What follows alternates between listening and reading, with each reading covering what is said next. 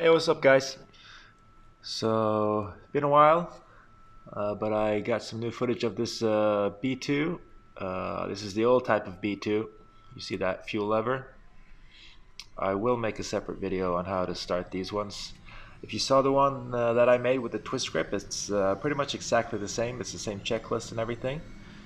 The only difference is on this one you don't have a twist grip, and you obviously have this fuel lever that I'm pushing forward to feed the fuel into the engine, and then the starter button is on top. But the points for the checklists are all the same as with the twist grip, and I think all the values are the same as the one with the twist grip as well. It's basically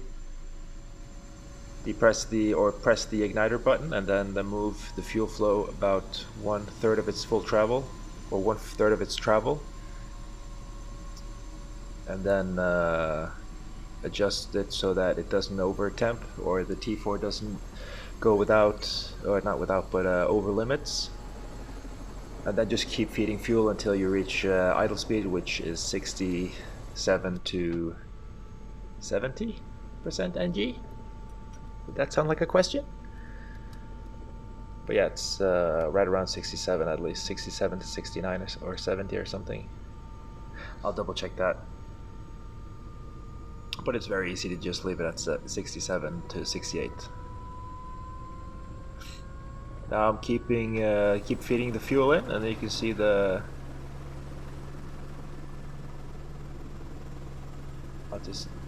it goes into a little nook, and that's where it's going to stay. That's the flight position.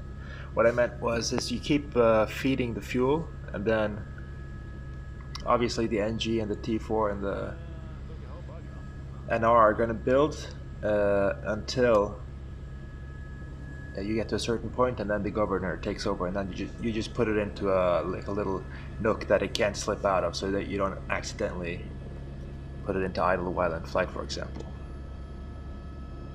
So this mission, we're gonna fly up a couple of dudes on top of this mountain here. Absolutely stunning day. This mountain is notorious for being always in the fog, and you'll see why, or you'll see what I mean when we get up there. It's just one of those tops that are 90% of the time they're covered in fog. It's also one of the highest mountains in the area around here, so obviously it's going to be more prone to fog and low clouds. Just circumnavigating a little bit so I don't climb straight onto the face of the mountain. I'm sorry, I'm a little bit sick, so you might hear that I'm a bit nasally. Obviously with the B2 you have a lot less power. Not a lot less, but you have considerably less if you're used to flying B3. But it's still a powerful helicopter.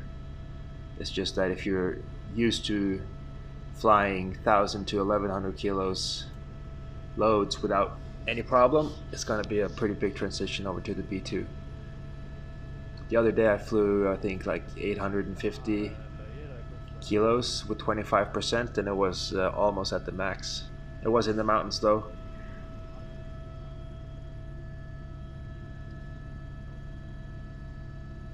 .25% fuel, that is, if I didn't say, I can't remember. But here you see these small dots are forming just around the top, and it's always like this on this top for some reason. The reason is pretty obvious, I guess, for people who understand weather really well, but it's just it's not around, like it's never around the top, it's just right on the top. So this is the station that we're flying these guys up to. Yeah, we have a quite strong headwind. I think it's about like 50 knots in the nose, maybe a little less, 10 knots, so it's not quite strong, it's just nice. So a little snow landing, right skid sinks in a little bit, and then my trusted co-worker is going to jump out and guide the guys away from the helicopter. And in this case, it's pretty flat, so he's just gonna send them straight towards the guys that are already up here. That's 1 and 2.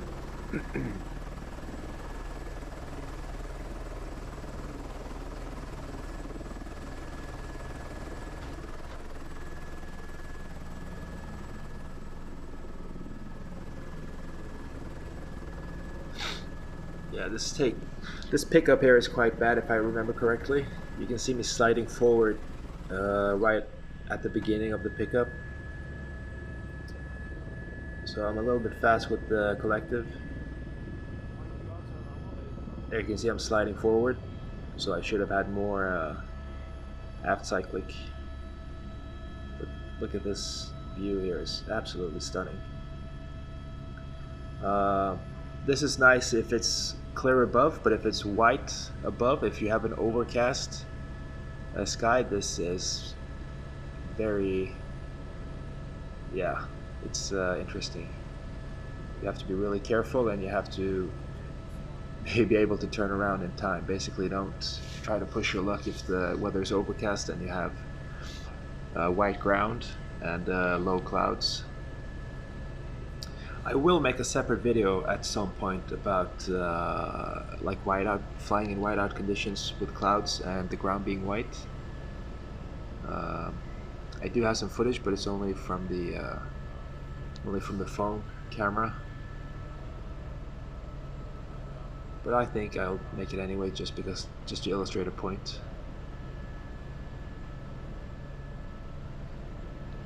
So now we're going to fly back down and pick up the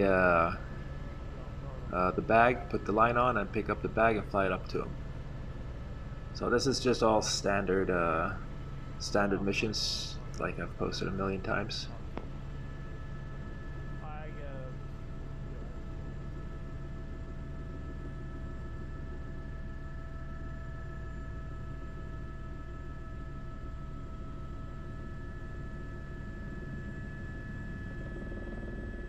I'm going to land on this parking lot. It's quite sloped to the side, and you see there's a lot of icy patches. And generally you want to try to fit at least one skid onto the gravel if there's visible gravel. Like here I found a little spot which I could fit both skids on, but as long as you get at least one, that's going to help a ton with stopping the helicopter from moving or rotating if you apply or take away power. So usually where it's the most dangerous, especially in a B3, is when you put the helicopter to flight. If you're in idle detent and then I can't sing for shit. I haven't learned that in the time I've been away. But when you put it to flight from detent, that last 40 RPM from like 320 to, or like 360-ish to 390, 30 RPM. That's when you get the biggest torque increase, and it can't spin. So you have to be prepared on the pedals. The same is true when you decrease from flight detent to idle detent, but it's not as noticeable. But also, like always, I always apply left pedal when decreasing the throttle from flight to idle. Because if you only do it when it's slippery out, you're probably gonna forget it the one time you do land on a slippery surface.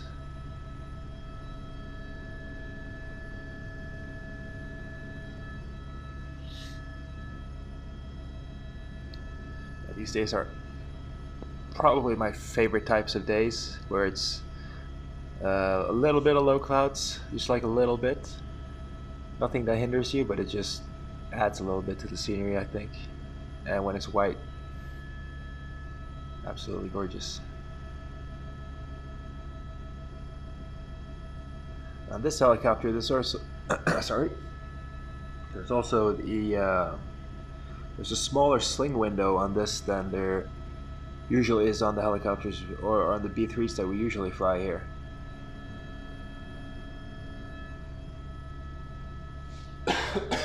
Sorry.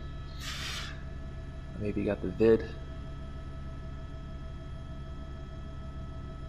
So I think we got 36 meters on here. And of course there's a little bit of fog up here. So yeah, 36 meters puts you at least above the station. But on this wind direction it wouldn't matter, you could fly with 15 meters. Also, flying things up to high places, it's often not a smart idea if the weather is changing to go, say you have a 25 meter mast and or say a little bit higher, say a 35 meter mast, and to put on 45 meters, for example. If it's very changing, you can get into, or like the clouds can move in while you're delivering the load, and that's obviously not a good thing. In that case, it's better to just use a lower line or a shorter line and then deliver it further away and have the guys carry it the last way, if that's possible. Sometimes it's not, and it's a heavy load.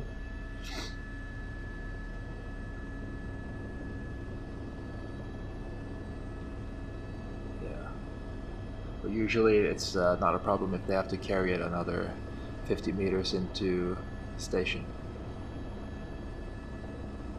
A little bit of updrafts here that I'm delivering. I have a headwind now and it's going straight up the mountainside. And yeah, it's probably not easy for you to see that it's smaller, but it's I can definitely feel it that it's the window is smaller, the sling window. The load is further back in the window than it's usually on the other B3s. On the other B3s. Take a sip of coffee.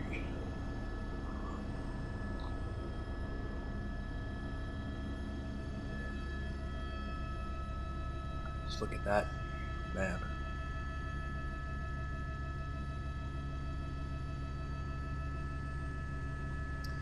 When it's, as I said, when it's overcast, all this stuff just blends into one big mush. See those small clouds that I'm flying towards right now? Those can sometimes become almost invisible, and then you just like pop and you're into the clouds. So it's a very good idea to be able to turn around before that happens, and have, I like to say, generally have larger margins for bad weather when you're flying in snow and overcast conditions than you would have normally.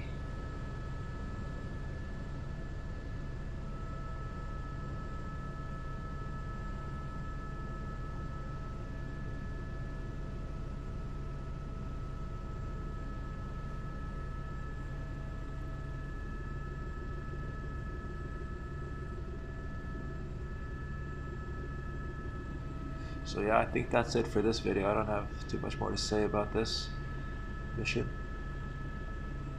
Quite simple, standard.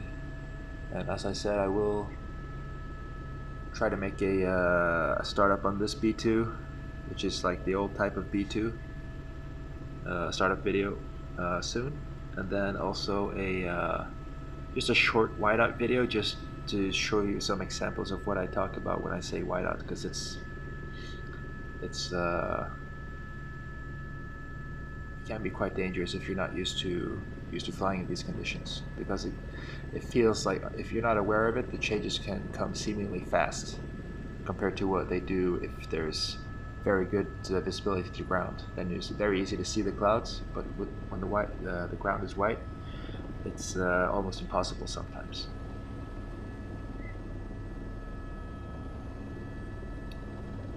Moving all over the place.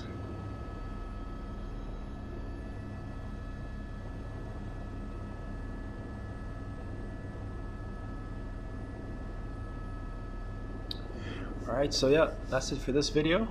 Hope you guys enjoyed, and then hopefully see you again soon. See ya.